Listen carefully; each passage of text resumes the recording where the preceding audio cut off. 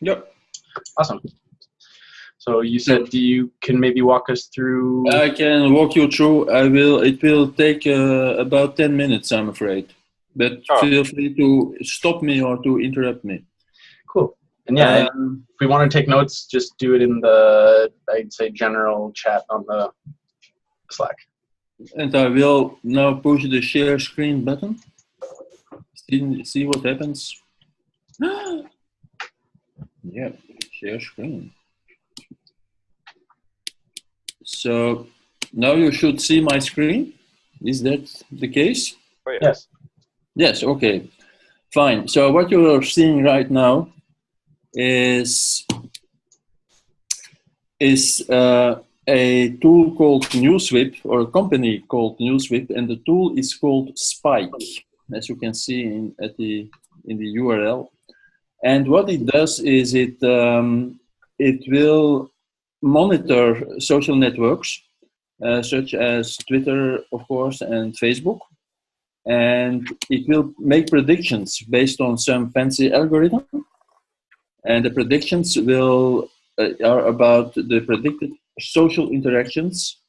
And for instance, I took first tech news to know tech news worldwide. I could filter it by subject and by area.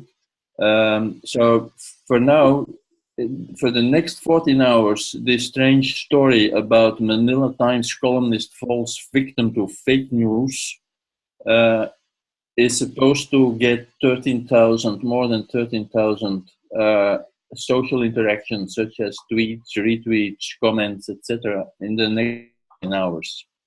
So obviously there is something there. Other stories are, for instance, the Libero, etc. So I will now pretend that I'm preparing a column.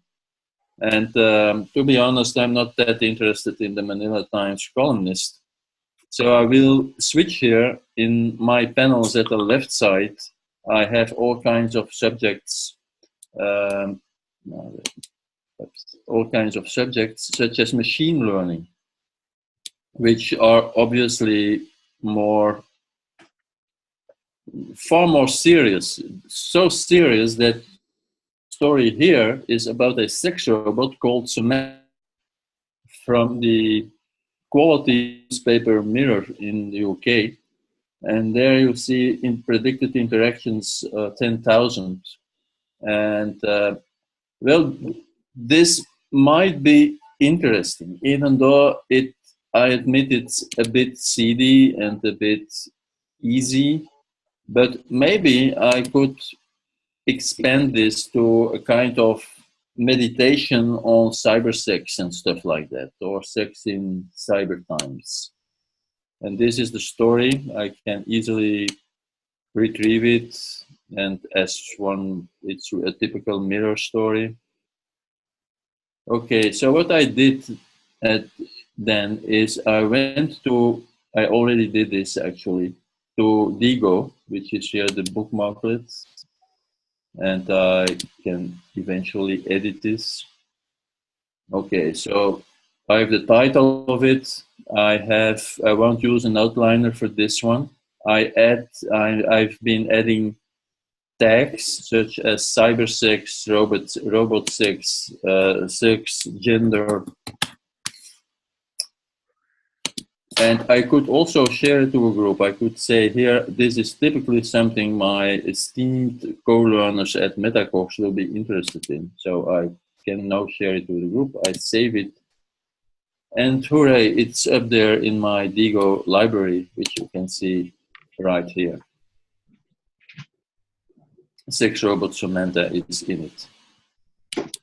And so I can do this for all kinds of topics. And this is really based on what seems to be of interest to people on the social networks. Now, the next big source for me, or inspiration environment, is Feedly. Feedly is for me like the successor of the Google Reader. And on the left side of the screen, you'll see all kinds of categories such as finance, gaming, immersive internet. And immersive internet is all things virtual and augmented, etc. Not really everything. It's more about virtual worlds. So we'll see a lot of extremely specialized stuff about Second Life, Sensor, and other things. At first glance, there's nothing much in here. However, quick question. I'm just yes? wondering if you have the paid version of that, or if that's, you don't need that, the paid one. This is the paid version. Okay. I don't remember exactly what the advantage was, but it must have had some advantage, else I would not have paid them. I have another one here, virtual reality. So all those categories contain basically sites, blogs and sites, and the feeds are simple RSS feeds. And here we have Mr. Palmer Luckey, who is still working on very exciting things, he says. So this could be interesting. However, let's now just suppose that, as usual, I don't have the time to actually read the exciting things he is into these days. So what I do then is I will just use the read later button here. And it will not go immediately in my Diigo library, because the Diigo library is for serious things such as sex robots and more durable things which remain of interest for wider projects. Here I still don't know, because I did not actually read it, so it's a bit early to tell whether this is an interesting article. What else do they talk about? Nothing much. It's weekend after all. And here, mark all as read is very handy. It's very quick, very fast to just say, okay, all those beautiful blog articles, I had enough of them, and I just discard them. And here we see the same story at another blog, where the guy tells us that he's actually experimenting with virtual reality directly into the nervous system. This title works better for me. It's also interesting to note which titles work good for me, because chances are that they will also work better for readers, for instance. So he's working with brain-computer interfaces, and guess what? He's doing this at an adult VR event. Adult, so again, sex robots. So this is definitely interesting. So what I will do now is just save it and say this is VR, this is this guy, Luckey, that this is related to Oculus Rift and Facebook, and again to sex and cyber sex and gender, why not? And so I will, and once again, I think the peeps at Metacox will be extremely interested once again. And I save it. So this was another success. And then I can maybe look at the last one, or upload VR. I still have to see whether there is something I really should pay attention to right now. I don't think so. Okay, let's say not. Okay, so I won't do this for all the categories because it would take too much of your time. At this, suppose I just accumulate these things and I go back to read later to have another look. Maybe this article where it was less obvious that he was messing with our nervous system or messing with adult content. Very exciting, he says here. And actually, they refer to the New York Times that is working on a project working on border security. I kind of missed that, so I will just look at the New York Times. Virtual border wall, so that's not really adult, but still interesting. So I save it once again. Google Rift again, VR, and I just save it. Then I eliminate it. For now, it's saved, so I don't have to worry about it anymore. And I can also have a look at my library. So I see now two things: VR, nervous system, and there was another one earlier today I saw about augmented reality. This one, a live stream with audience participation. I never heard about augmented reality live streaming using A/B testing with audience participation. So that also seemed to be rather interesting. And then of course we have Samantha still here. So then I switched to my mind map here. It's about a column I have to publish next Saturday. And I have, based on the library here, I have this thing about, now this was just a thought which came up post-smartphone era. What does the world look like when smartphones become just hidden devices and we all live in augmented reality? So this is more about augmented reality. Then I also put here the sex robot as a potential subject. This is also about it's not about AR actually. It's a robot, and I maybe should add here that it is in the Mirror website. And it's about sex, so I can add here also Palmer, who is so interested in adult content these days, and the nervous system, and who also has some fascination for border walls. Don't know how this is related or not, but anyhow, this is interesting that you have the robot, you have AR, and then you have adult content. So maybe the next thing I could do here, this is just very early phase for my column, just jolting down some possible themes. Then I go to my brain, and I will ask my brain here if I have any obsessions with cybersex. Not cybersex, seems to be too blunt a word, so maybe gender might be more academic and more acceptable for my brain. Let's have a look. And for some reason, it is not working. Oh yes, gender, I saw it here, gender. Yeah, you see, here in the brain, you see Donna Haraway, who is still writing about gender, cyborgs, and feminism. You have Dana Boyd, also counterculture and gender. Someone asking whether androids dream of monogamous relationships. And someone asking who needs a body to have sex. So there is already quite some perspectives into my brain which can eventually upgrade the seedy story of the Mirror newspaper into something more philosophical about postmodern sex, sexuality, gender relations, stuff like that. So I will add here in my mind map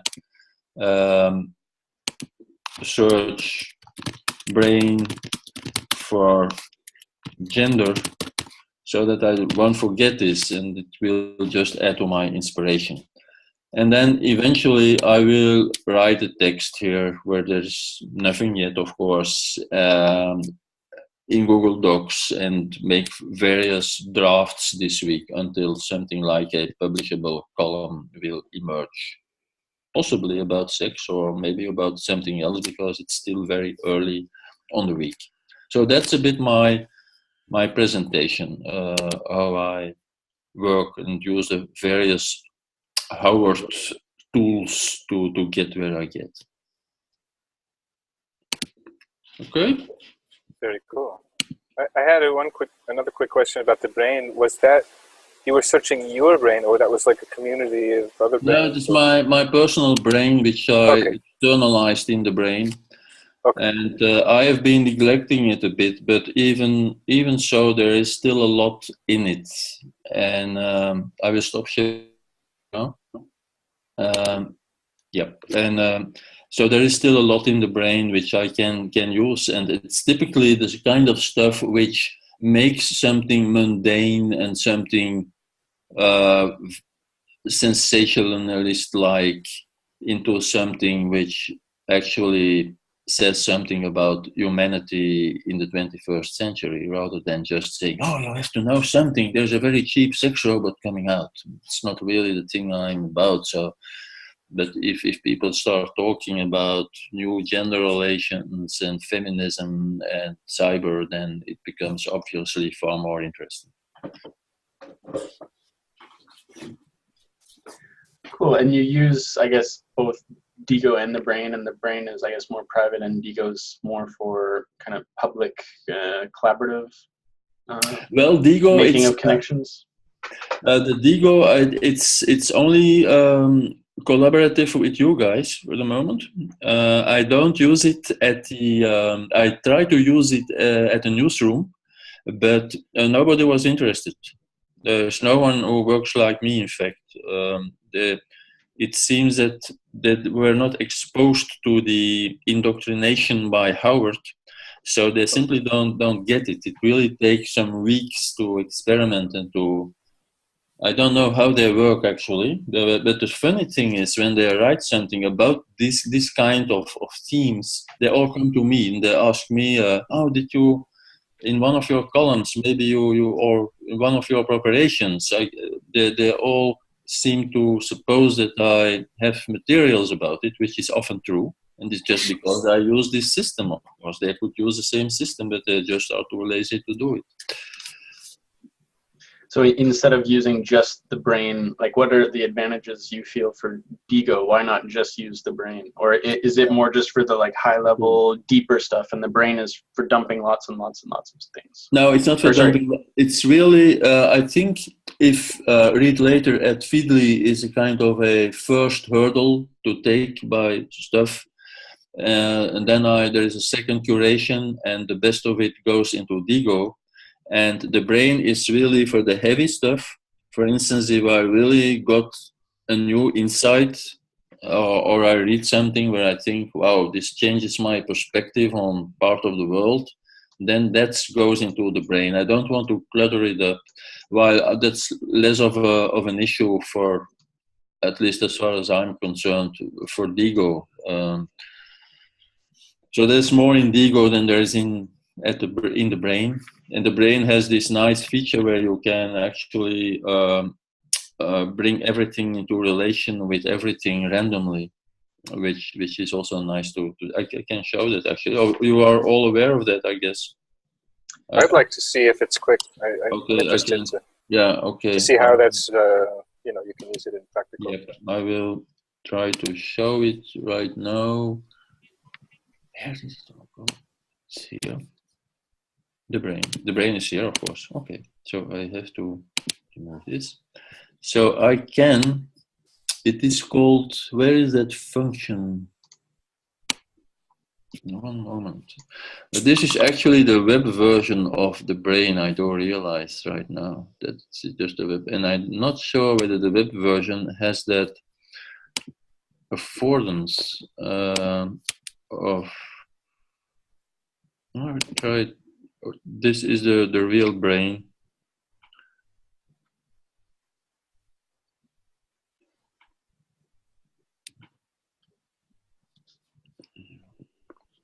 Take some time to open. Yeah, here it is.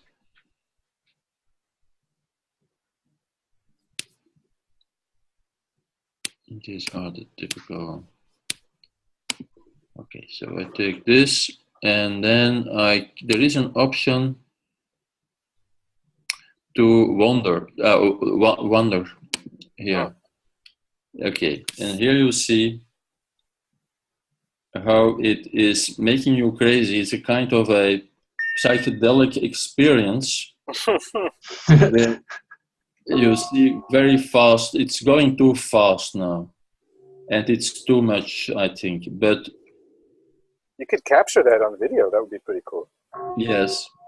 And then it's possible that way, if I'm really stuck in finding a subject, I start after a while,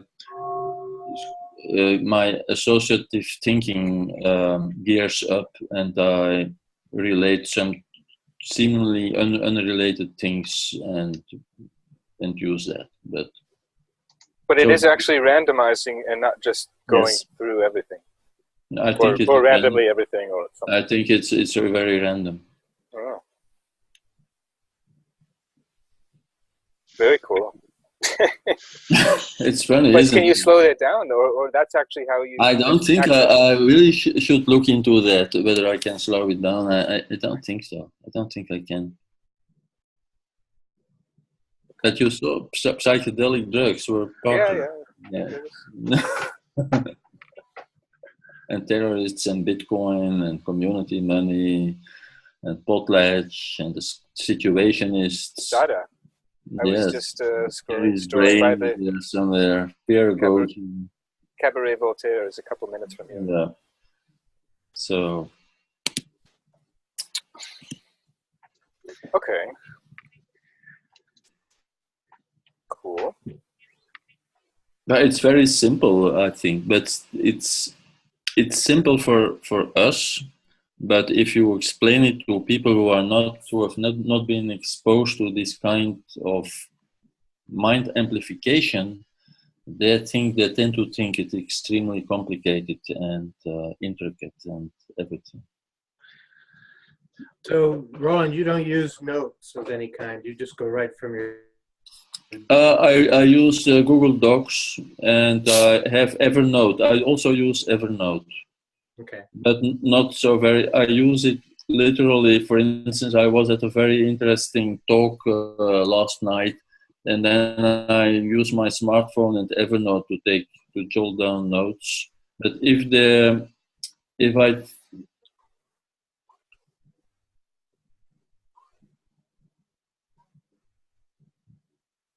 I want Google to know everything, in fact, so they can help me to remember everything. I'm a slave, a Google slave. It's interesting. I hadn't thought about it, but you're right. All of us that have taken MindAmp have intuitively adopted Howard's sort of three-phase system. You know, you start with dashboards and radars and RSS feeders. And you call from that to whatever is your particular preference, whether it's Evernote or OneNote or Diigo or wherever, but somewhere where you're starting to tag and cull it out. And then there's the third process, which is deeper for whichever way we like to organize things. So you like Brain, I like Brain and CMAP. We both use MindMeister in the middle. Yes. And then we all tend to come back to Google Docs. And then we kind of integrate it. And it seems a simple text. I guess it would be a bit different if I really needed a storyboard for a video production, for instance. Maybe that would, most probably it would change the workflow a little bit. Not the part of finding inspiration, that would remain the same. But then if at a certain moment it would be far more, one would really need a number of little drawings to get an idea of how to compose the video. But since I'm not doing video right now, it is just about text, which simplifies everything. Yeah, it's nice that we see it in a sort of a three-phase approach because it makes it easy to adapt other tools and platforms. Yes. And I don't know about you, but I tend to work in both directions. Sometimes I know what I want to write about. So I'm already at my end point, and now I'm going back into step 2 and step 1, trying to find. Yes. Other times, exactly. just pops up from something that I'm seeing, and then it gets something just happens to click during the week from all the crap I'm looking at, and then it just tends to distill, and then I work it through. Exactly. Go ahead. I have something. Go ahead, Charles. Go ahead. It's just a quick thing, which I was just a little bit randomly. I discovered some ebooks in my phone. Just very briefly found this Tim Ferriss Tools for Titans, and just kind of jumped in also slightly randomly and found the chapter on with Malcolm Gladwell. And the one thing that the takeaway was, and I think they both kind of agreed, but Gladwell said that he never starts at the beginning.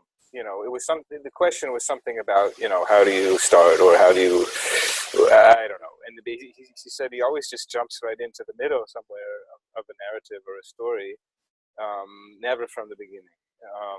And I think Ferriss, he also agreed that he does something similar. So it kind of resonated. Like it was not about linear. It was just about jumping in. Yeah. Yeah, and I think the other thing for me is the voice. You know, when you're writing, they talk about discovering your character's voice. A lot of times, if I'm blogging, I don't know what the voice is going to be when I first start. I just jump in, and as I get going and I get a bit more literate about what I'm looking at, it seems to establish a voice, and that helps the search better.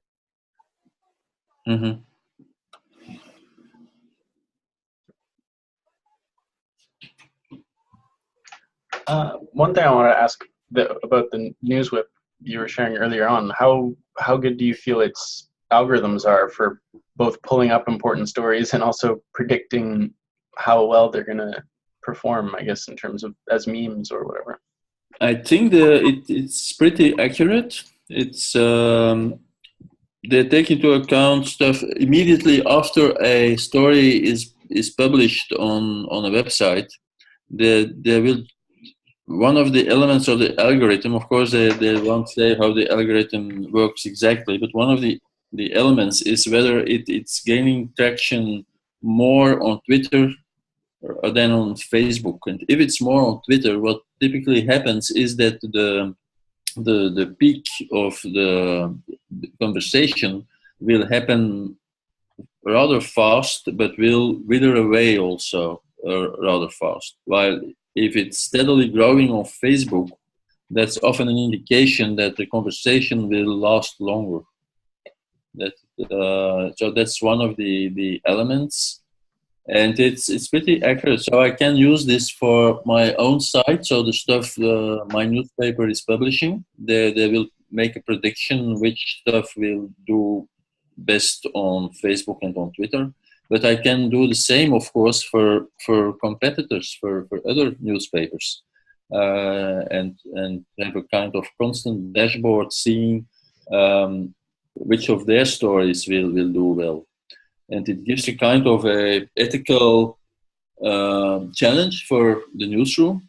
If you see stuff like the sex robot doing very well, or the Manila Correspondent doing very, very well, if your site is totally dependent on advertisement and on clicks, there will be they will say, well, I just need copy about those teams. Whether they are thoroughly investigated or not does not matter. We just need something to get into the slipstream of the social conversation about those topics in order to get clicks from social media.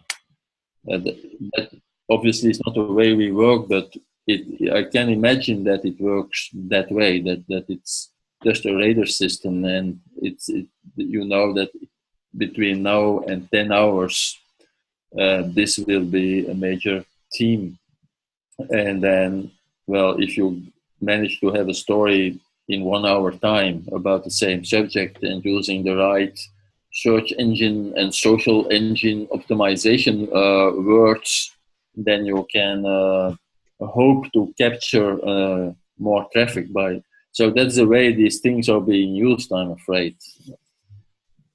Yeah, I was going to say that would be you could see how you could gamify that pretty quickly. And Yes, exactly. if I were in the newsroom, I would want some kind of filter that looks at that makes note of it. So it popped up today. And then I would look back a week from now and go, is it still around? Because most of this stuff fades really quick. And so, Yes, of course it does. but if it's still around, there may be some substance to it. I stumbled into something this morning. I found my bookmarks from 8 years ago from Howard's first couple of classes. So I was clicking down all the bookmarks, and unsurprisingly, half of them are now dead links. But the stuff that's still going was sort of amazing to me, and all still solid and things that I have not been paying attention to.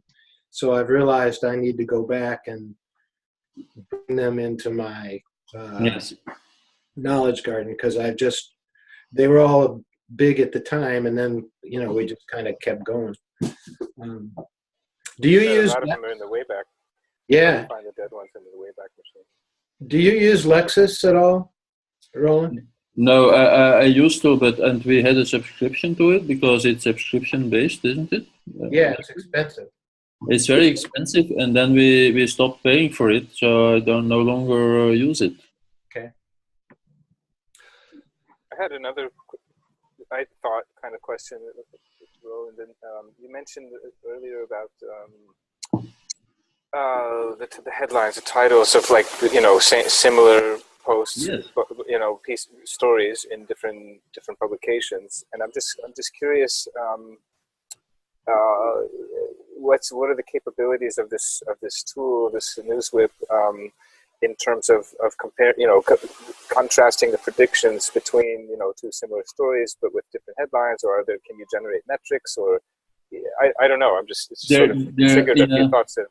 There is another tool which is pretty expensive and which I don't use. It is called Analytics, NewsWhip Analytics, because and I guess maybe it's in there, kind of A/B testing.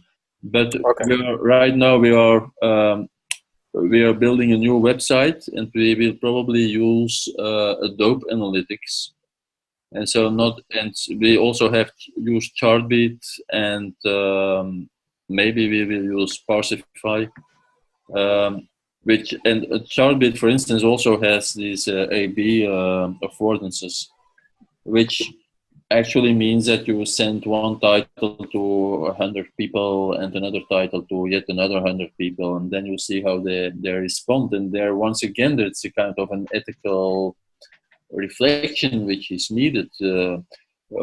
You don't want the cheap clicks, because you could make a misleading title which makes people click, and then they will leave the story page very quickly because they will realize that it's just bogus or that not that very interesting. But if you want to combine a high ratio of people actually clicking on the story and then really reading it for a few minutes, the time it takes to read it or to watch it, well, then your title still has to be close to the truth of the story.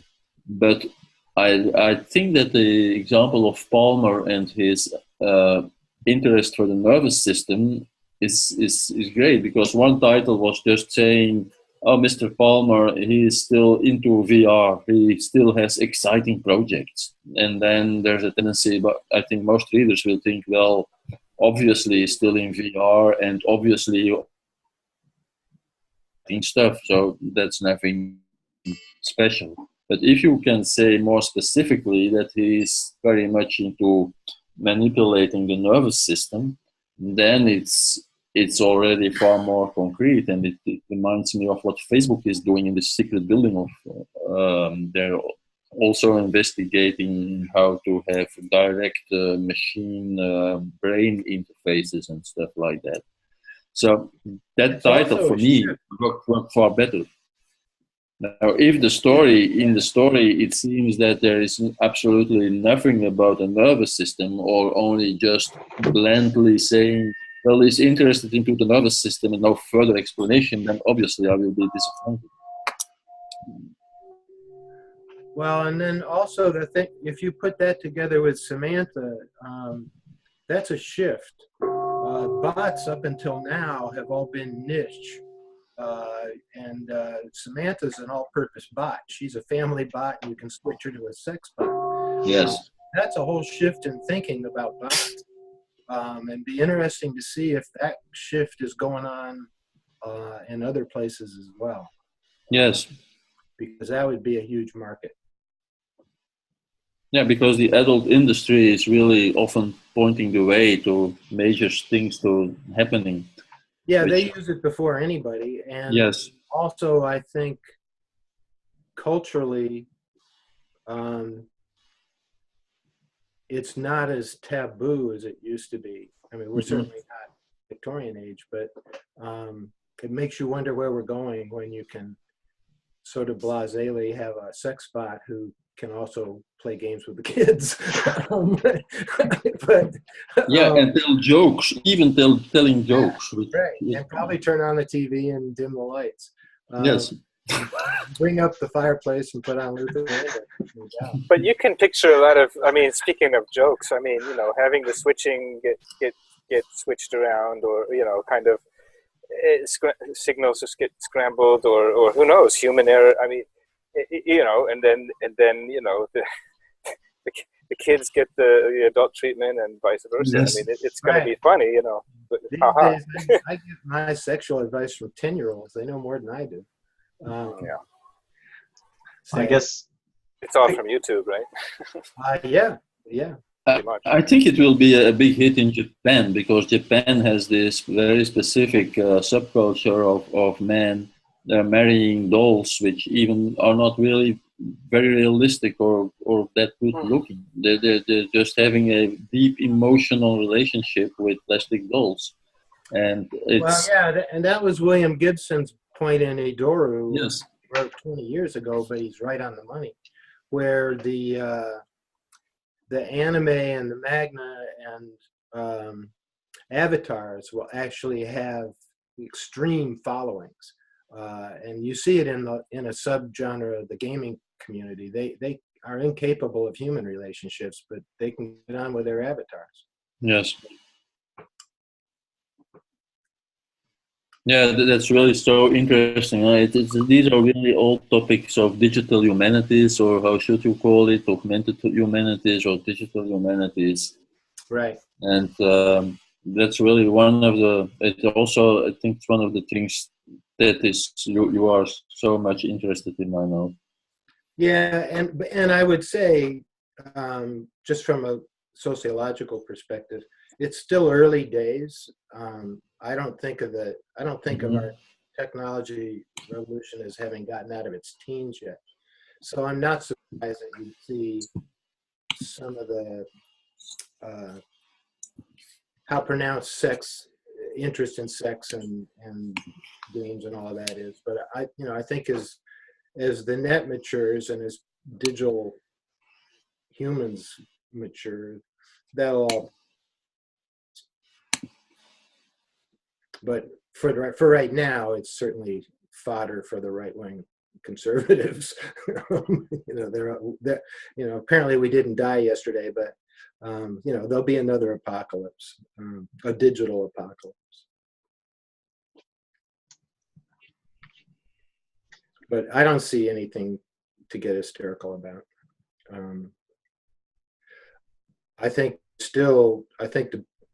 I don't know if you all have noticed, but I've noticed, at least within my networks on LinkedIn, a lot of serious chat going on there. And there are no metrics or analytics for that. I don't know if it just comes up out of my network, but I imagine it's coming in other people's streams too. But we got into it with Guy Kawasaki for about 2 weeks. I think there were over 300 people participating in the conversation.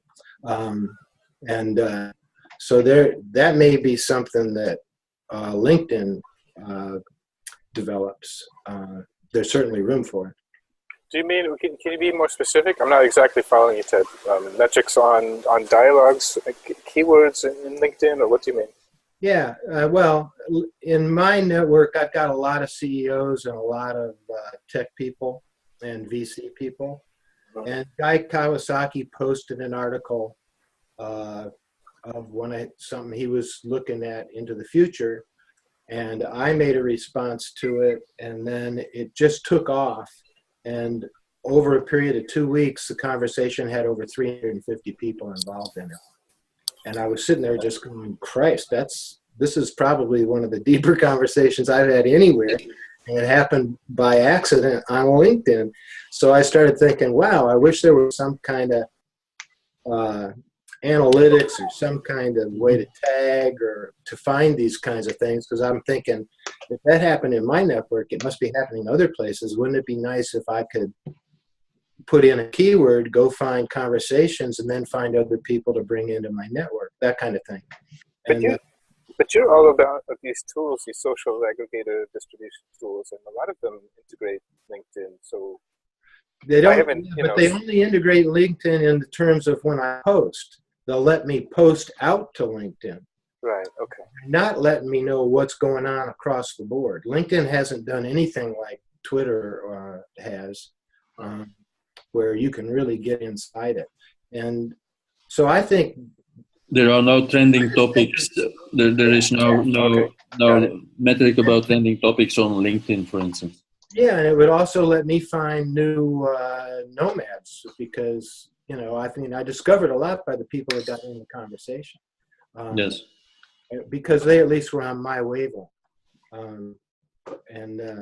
But so I just think there's still room there, and then tremendous room in Facebook. Groups. I just have to mention on LinkedIn, the sleeping giant in my view, and I have dipped my toe in one. But the LinkedIn groups, and there are many private groups. There's tons of huge, public groups or moderate, whatever. There's just so many areas within LinkedIn, to cross-pollinate and to put that. Yeah, my thing though, my prejudice, I guess, is that I'm not interested in being a sheep in any of these farms. So I don't go, I think that they all exist to get your attention. Facebook, Twitter, all of them, they want to suck you in there all day long, which is why I use bots and things to call information out of it so that I don't ever go to those places. I never go on Twitter. I almost never go on LinkedIn. I get it all from my polls and from my feeds. So I just have a prejudice, I guess, or I don't know what the right word is, but I don't want to be a pawn in that game. But I do want to know what's going on in there. So I'm always looking for third-party apps that allow me to stay outside. Well, it all depends. Part of the work that I have done, and I'm edging back in, like with one client, for example, is to develop, for example, a group for a firm or around the main themes of a given firm, and then go into other groups that are overlapping, and then kind of try to bring people in or spread. It all kind of goes under marketing potential. Yeah, and that all makes sense. If I were doing social media or marketing, that would be essential to get them into all those places and give them the widest spread. I'm just happily don't have to do that. Sure. Anyway. Yeah, and I think it's critical that people know that part of digital literacy needs to be to know how to do that. Yeah, it's huge when you start to look. It really is. Yeah. Oh yeah, no, I get it. I did it for a year for George. I just find it, for me, it's stifling. Fair enough. I'm just saying you can't really do that when you're hanging out on third parties platforms and not actually going. Oh, right. And and if I were working, that would probably be the area I'd be working in. Yeah. Fair enough. One of the things Newsweep has is a way to see on Twitter, for instance, who are the persons who are talking about your story and having a huge effect on the spreading of the conversation. So that's pretty useful, of course, to know who are the key influencers for certain teams. Well, and yeah, and that's a kind of a meta thing of the whole issue of the push and pull of data. But particularly to the newsroom or journalism, somewhere, I think in one of your feeds this week or somewhere I saw people that are concerned about the new digital journalism becoming simply advertising. Mm-hmm. And you could see, if you ran with that first article about the guy that's doing interesting things, you could see how that can occur. Or apparently all the data that Zuckerberg pulled out of the Russians and Facebook, they certainly got played. So that to be one kind of warning post to watch out. Other that I thought was more interesting from your post this week was I saw a whole area where you could use social media to get your readership and markets involved on a more interactive kind of approach to news.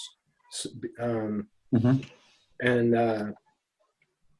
it would both let you know how well you targeted your audience in terms of your comments and response, but you might find that they turn up quite a lot of information or come from another perspective that you just weren't thinking about it or missing. But it just seems to me that we never saw it happen with TV. When TV's, we all thought, oh, we're good. And it just never quite worked. But I think in digital, it has a real opportunity to work if it's done right. Mm-hmm.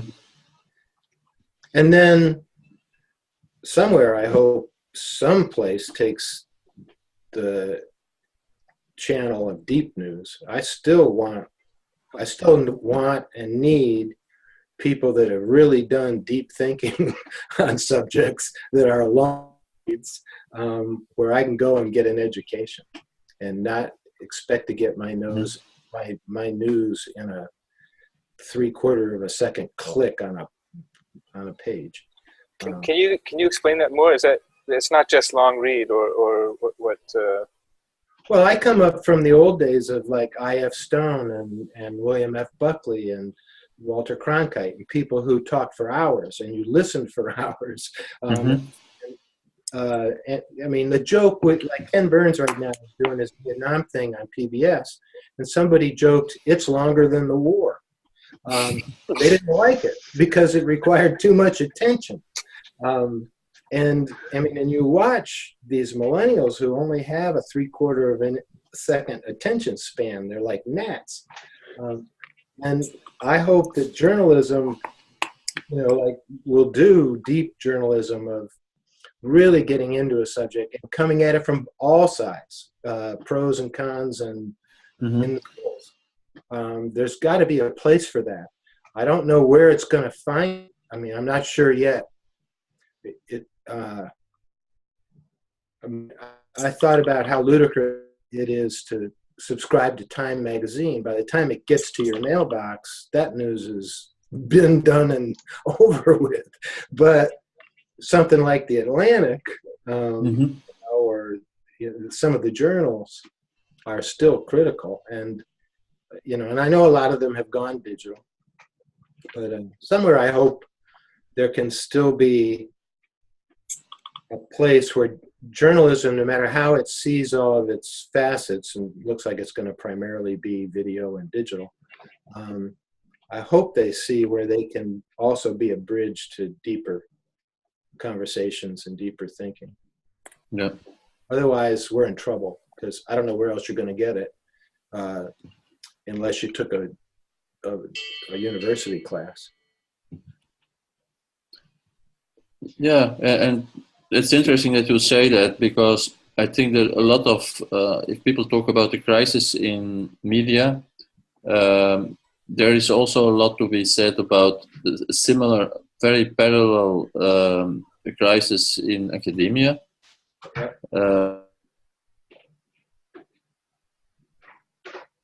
The effect of the democratization, if you look at massive open online courses and the effect it has, but also, on the other hand, maybe a lack of thorough, very deep-going analysis. It's all being packaged a bit very commercially. Follow this course for 6 weeks and you will be up and running into, I don't know, into anything. Yeah. While, well, there was a time we were reading for a whole year, for hours a week, one single book of one single philosopher. I'd like to see, I mean, traditional PhD work was you'd go back and do some new look at something that happened in the 1200s. I can't imagine too many universities trying to stay alive on foundation money doing that anymore. It's almost as if they'd waive a PhD thesis towards endowment. And it would be interesting to see. I wish there was an aggregator or something that could let you know what are the PhD theses being done on the top 40 worldwide universities. I got a hunch it's a shift to a lot of superficial bullshit.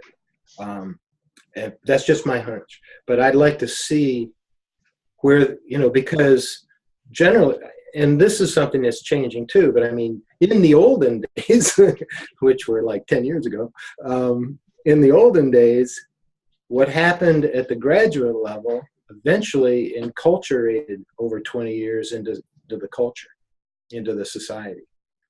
So like when John Rawls wrote his A Theory of Justice, everybody knew at Harvard when he wrote that what happened, that it was going to change the whole legal system. But only those of us reading it in grad school saw it coming.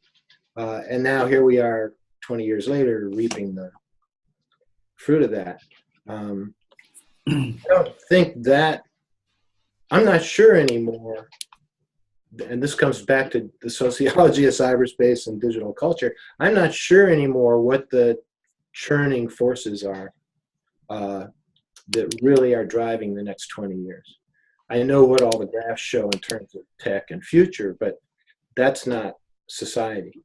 And I'm not sure. I know this is changing things. I just don't know to what effect. So that's kind of a light bulb just went on in my head just talking, because I need to research that. But I got a hunch things are changing. Because it's not just moving away from the way journalism was done. It's moving away. This is part of chaotic disruption, but it's moving away from everything, the way everything was done.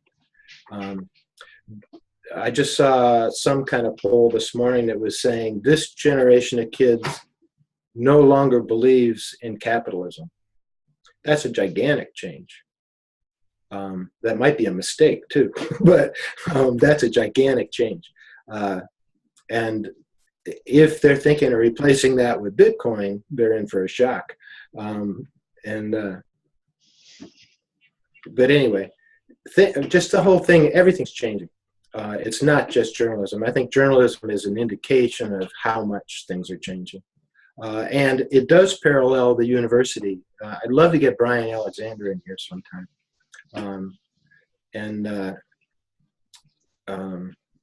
It's changing radically at the education level. And I think we're going to see that it's going to change at the political level. Well, it's going to change at it's changing across the board, economically, so all across the board. I guess that sort of gets into some of what Bush was foreseeing in 45 about what might be possible and what might be changing. I only got to read a little bit of the article, but it seemed like he was initially spending a lot of time just dreaming up what we could do with photography and stuff like that. But it seemed like what he was pointing to is how do we are really good at creating more and more and more and more, but how do we kind of cohere some of that down into some of what you maybe were just describing wanting is kind of more deep and curated spaces. Well, and that had to have been a hell of an experience. Right? They had just pulled everybody out of Germany. They had just brought the brightest brains and talent to Princeton and then created a bomb. And all of them walked away from it pretty much shaken on both sides of, wow, this is what we did. This probably just changed history in the world. But also look at the potential of what is there, of the way we just were able to collaborate. So we have Bush and Engelbart and Ted Nelson and everybody all thinking on the same wavelength of, wow, what else could we do? And how could we use it? So, now he's looking at hypertext and Engelbart's looking at how to do his GUI. But they were all thinking like that, almost from a clean sheet of, wow, what's the potential? And seeing it, where now we're in the middle of all the wicked problems that have come since 45. Terrible foreign policy on our part, economic inequalities, and a world that's needing to figure out how to sustain itself, and climate change and everything else going on. And I think all of us have the bias of believing that digital offers the tools to the solution if it can be done in a collaborative, cooperative way. And that, I think that's almost probably the first commandment on our 10 commandments. If you think of it that way, if Tech Moses came down from the hill, that one's got to be up there near the top. And if that's wrong, and there are people who think so, if that's wrong, that would be sad. That would be sad. But I'll continue to think it's possible. I was struck. One of my handful of annotations and comments was basically seeing this amazing parallel between and he wrote very elegantly too. It was really elegant, efficient, compact language, and the idea of, okay, what to do after the war. If you're not fighting, if you converting this energy to doing to peace, essentially. It's pretty much a very parallel question of what to do after work. When the machines take the jobs, or when we have new kinds of jobs, and the paradigm shift of this post-work world, it's kind of the same, like metaphysical existential question, I think. Yeah. And right now, part of the dynamic is you don't have patrons and you don't have Medicis and patrons. You have VC people and angels who want to scale. So that doesn't always move you along the right line of inquiry. But that doesn't mean that something like Metacogs can't exist for that sort of thing. And that hub aspect that we all initially talked about. And I kind of went off track there, but you got me thinking there, Charlie. But then I lost. I had it for a minute, and then I lost it. Well, I'll throw another thing in the mix, which is kind of one of my semi-random takeaways from this kind of wave of digital festival thing that I think I was mentioning when we met last week, from the week before. But hearing some of the VC guys talking. And there was very little content or conversation in regard to, let's say, social good or this kind of thing.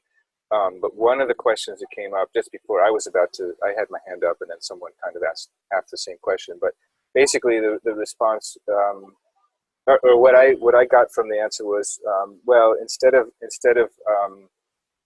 exiting 1000x, maybe you could be satisfied with 100x or 500x. and balance that with the social good aspect. So I don't know. That's just something I thought of in there. Like, it's in terms of the scaling concept, or getting away from such a stranglehold on scaling and making that 1000x. Just not selling too early or whatever it is. Yeah. Actually having the ethical balls to take a little less, and you're still making, come on, you're going to make enough, Well, I mean, that would be nice, and I hope some of them do that. But I think, that's business. It's business and it's marketing, and that has its own sort of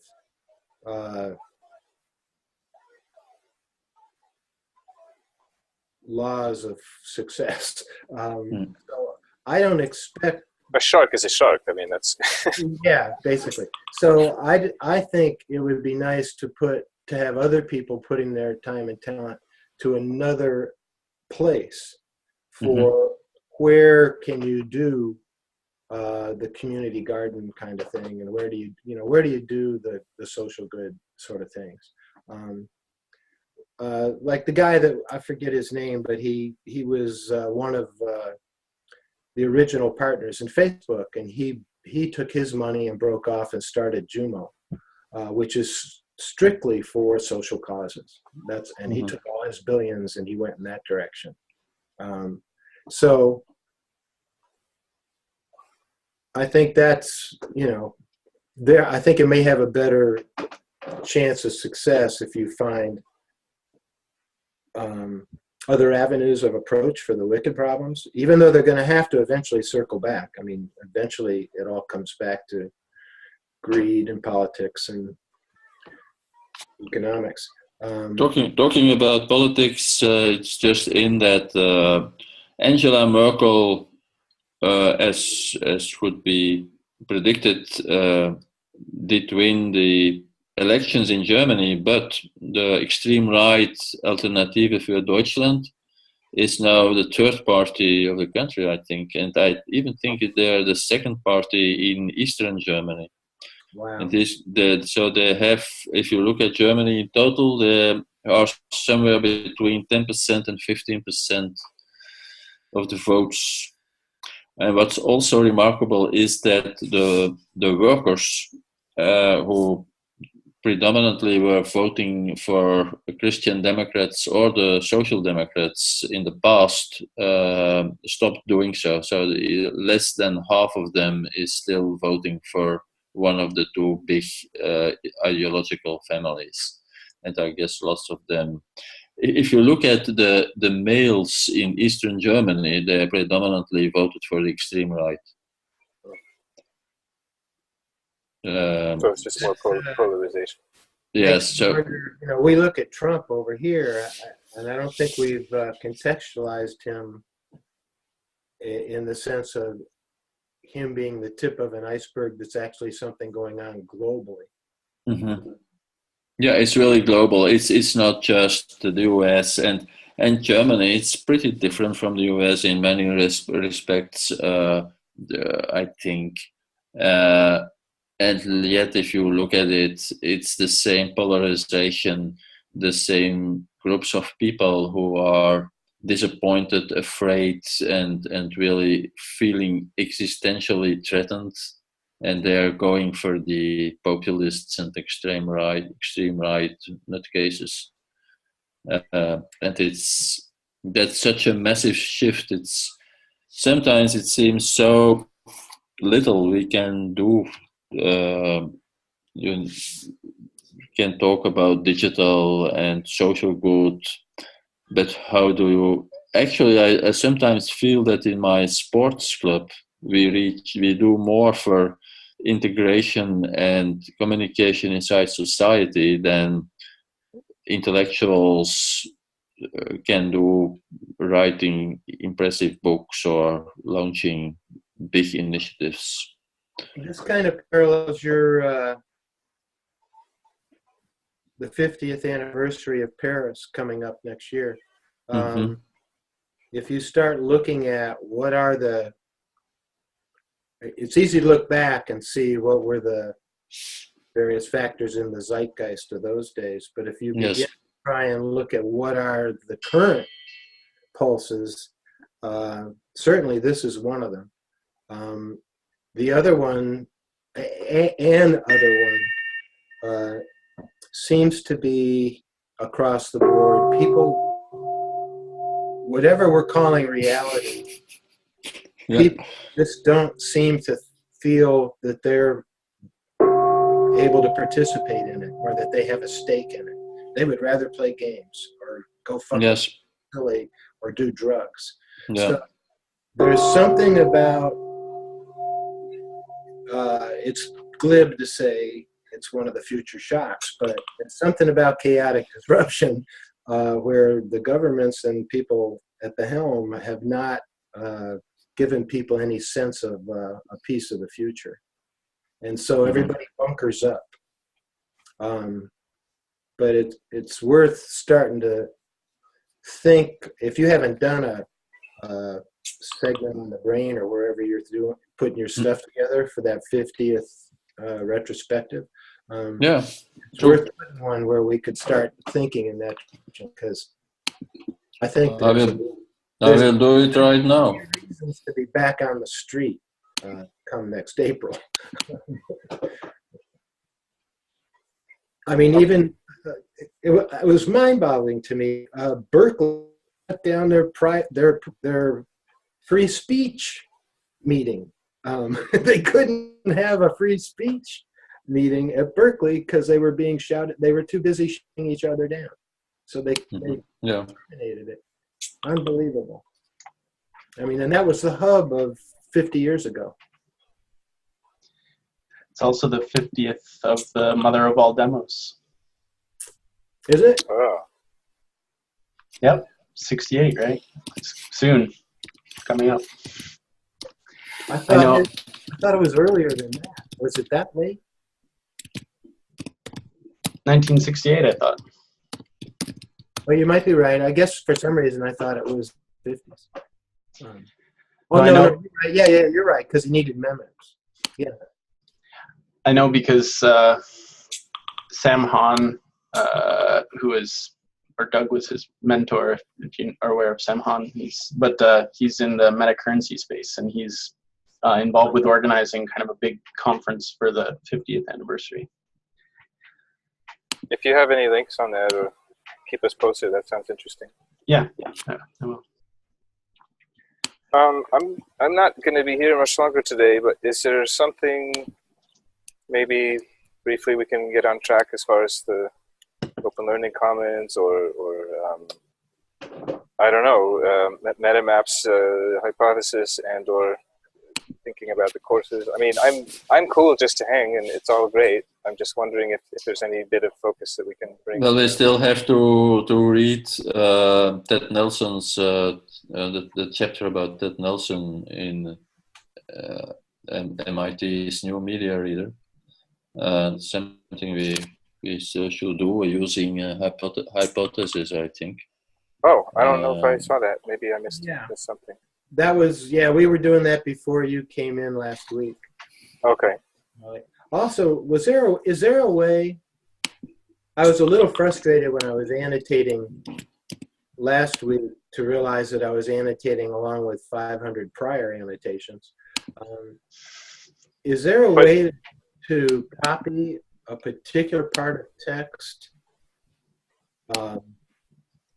over to hypothesis so only we're annotating on it? No, in our group though, I was the only one. It was virgin territory in our group. No, I was busy annotating, but all my annotations came up with 500 other people. No, that's what happened to me the first time. But then you click down and you go into our group, and there was no other annotations last night. I guess I missed that part. How did you get to it? It took me a minute, but it did come up. I think the default is to post to public with the extension. That's what I started, and then I had to redo it. I discovered, you go into the group, and then it's only to the group. Oh, okay. Well, I wish I'd have found that. Robert, make a Make some kind of simple post for dummies like me. But I shared the one from Think No Tools. It's explained pretty well. I gave up after about 5 annotations. I just went, fuck this. I'm going to get lost in all these annotations. Well, once you find that it's just that one drop-down menu you click public, but then you see the groups that you're in. Yeah, I clicked on Metacogs, but I couldn't figure out how to only be exclusively Open Learning Commons, not Metacogs. Right. Oh, well, that could have something to do with it right there. Well, I don't think Metacogs is annotated either, but I think I shared in the announcements a link to a newer group, to the newer one. Yeah. Okay. If one of you could reshare this Ted Nelson link, that I guess I would like to check that out. Yes. Anyway. It works because there's a PDF version of it online that can be annotated.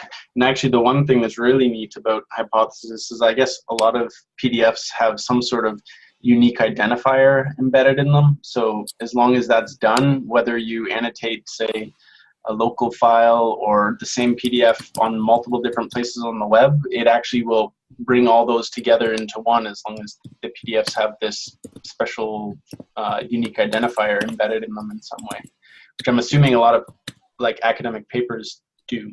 So that's one kind of neat thing. That kind of relates to, I didn't really look into it, but there was another extension, Chrome extension, that was for Hypothesis that had to do with peer reviewing. I don't know if any of you know about that. It kind of relates to what you just said, Robert. Maybe something for us to check out at some point. Yeah, actually, before this call, I found an article. I think John Udell works with Hypothesis, and he does a lot of, or he has in the past done a bunch of blogging. And I know that Hypothesis has kind of like an API that different other apps are using in order to kind of extend the annotation capability. So there's lots of people experimenting with how to extend on this. And yeah, there's a few other tools out there that, and this one post, I'll share it after the call, that one post, it kind of brings in 5 or 6 different groups and tools that are using it in cool ways. I guess I'm going to have to jump very shortly, but in terms of meta maps, what do you have in mind, Robert, or anyone? I guess my quick thought is maybe we just start a meta map that we all jump in however and whenever we can, and just build around this, whatever is open learning commons. Or what else?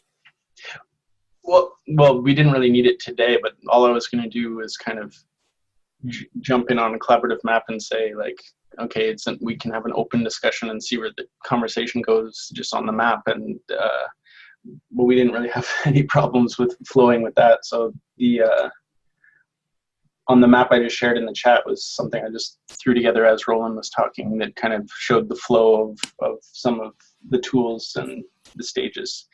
But we can maybe we could build a syllabus on it. That might be one thing we could do. And then kind of weed it down to something basic, or kind of flow back and forth between expansion and kind of compression of nodes on the map. Yeah. Seems fine to me. Okay, and okay, I have to run. Yep. Yeah. Okay. Anything else essential? I guess that in the sounds chat good to me. Yeah. Okay. Great to see you guys. Have a great week. Yeah. Later. Cheers.